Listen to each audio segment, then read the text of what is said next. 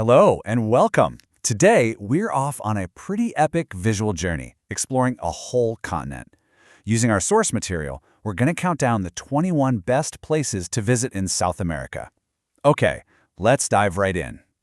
You know, that quote really says it all, doesn't it?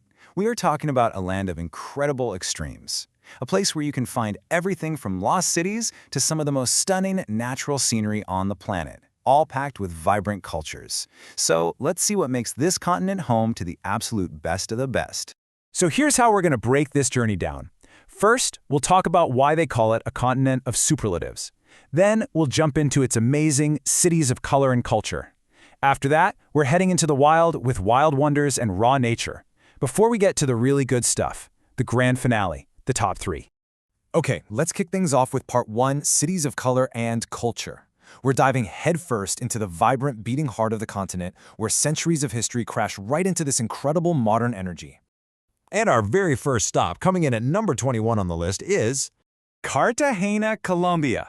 You know, back during Spain's colonial rule, this port on the Caribbean was an absolute powerhouse, and you can still feel that history inside its massive fortress walls.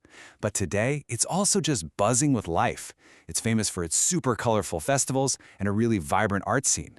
All right, next up on our tour of incredible cities, landing at number 15 on the list, we're in Quito, Ecuador, and this place is a city of records. I mean, not only is it the world's highest capital city and the closest to the equator, but get this, it's the only capital that's directly threatened by active volcanoes. This is a city, quite literally, living on the edge. And now we're breaking into the top 5 with a true global giant. Buenos Aires, with a population of 17 million people, this city is a cultural behemoth. It is the most visited city on the entire continent, and it's famous for its very European-style architecture and this amazing art scene. A trip here just isn't complete without exploring the Recoleta district. Its historic cemetery is like a city of its own, just full of these stunning mausoleums. It's also the final resting place of Eva Perón, an absolute must-see.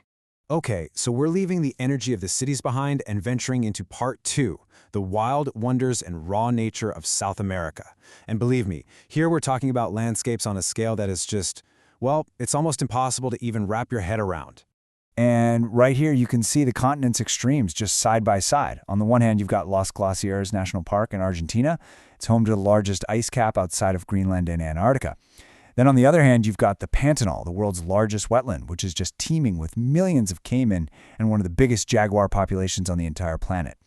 It really shows you how these powerful elemental forces exist right next to each other. Just take a look at that number for a second. 390 billion. What in the world could that possibly represent? Well, that is the estimated number of trees in the Amazon rainforest, our number 7 spot. It's just a mind-boggling statistic for what is arguably the most vital ecosystem on Earth. As the world's largest tropical rainforest, it's so vast that it actually covers parts of 9 different countries. Next, let's head to one of the most surreal and, honestly, otherworldly landscapes on the whole continent. The Salar de Uyuni in Bolivia. This is the largest salt flat in the world, and in the dry season, it creates this stark, endless white horizon. But the real magic? That happens during the rainy season. A thin layer of water transforms the entire landscape into the world's largest mirror. It reflects the sky so perfectly, it's hard to tell where the ground ends and the sky begins. Just incredible. And now we've made it. This is the grand finale, the final countdown.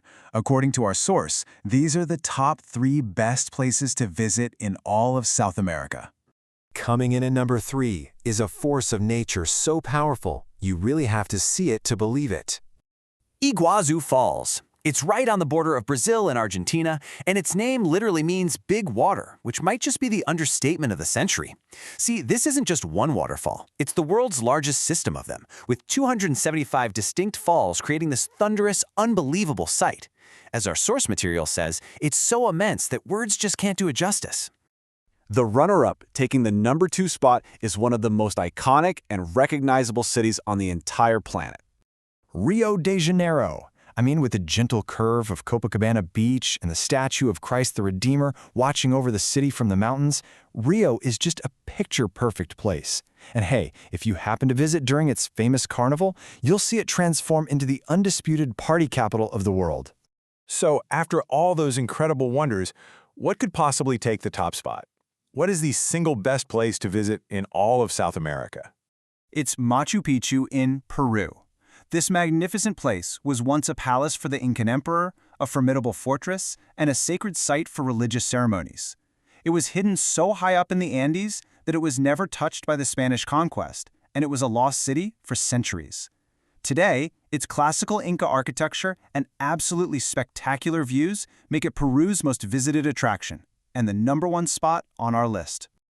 So, from ancient cities floating in the sky to the largest rainforest on Earth, South America offers a lifetime of adventure. And that brings us to the final question, and this one's for you. After seeing all of this, where would you explore first?